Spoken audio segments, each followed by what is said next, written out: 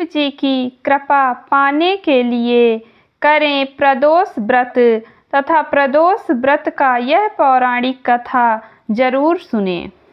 प्राचीन काल में एक गरीब पुजारी हुआ करता था। उस पुजारी की मृत्यु के बाद उसकी विधवा पत्नी अपने भरण पोषण के लिए पुत्र को साथ लेकर भीख मांगती हुई शाम तक घर वापस आती थी।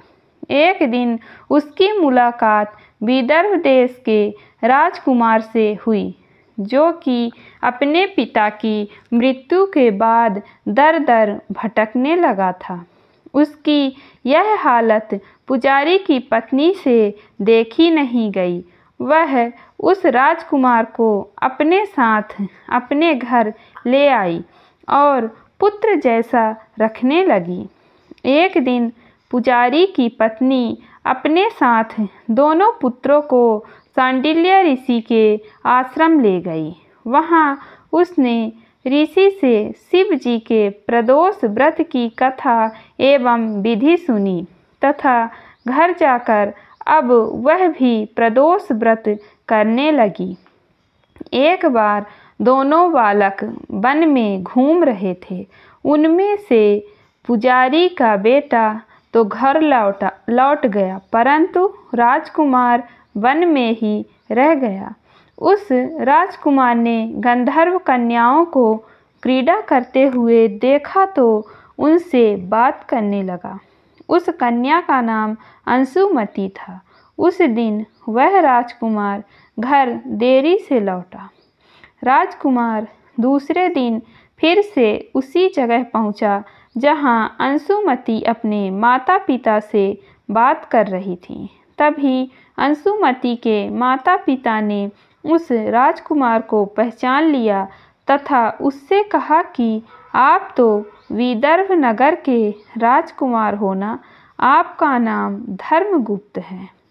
अंशुमति के माता पिता को वह राजकुमार पसंद आया और उन्होंने कहा कि शिव जी की कृपा से हम अपनी पुत्री का विवाह आपसे करना चाहते हैं। क्या आप इस विवाह के लिए तैयार हैं? राजकुमार ने अपनी स्वीकृति दे दी तो उन दोनों का विवाह संपन्न हुआ। बाद में राजकुमार ने गंधर्व की विशाल सेना के साथ विदर्भ पर हमला किया और घमासान युद्ध कर विजय प्राप्त की तथा पत्नी के साथ राज्य करने लगा। वहाँ उस महल में वह पुजारी की पत्नी और पुत्र को आदर के साथ ले आया तथा साथ रखने लगा। पुजारी की पत्नी तथा पुत्र के सभी दुख व दारिद्रता दूर हो गई और वे सुख से अपना जीवन व्यतीत करने लगे।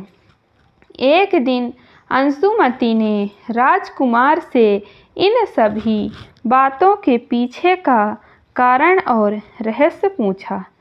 तब राजकुमार ने अंशुमति को अपने जीवन की पूरी बात बताई और साथ ही प्रदोष व्रत का महत्व और व्रत से प्राप्त फल से भी अवगत कराया।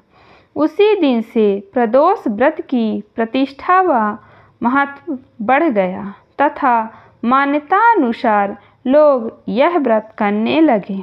कई जगहों पर अपनी श्रद्धा के अनुसार स्त्री पुरुष दोनों ही यह व्रत करते हैं।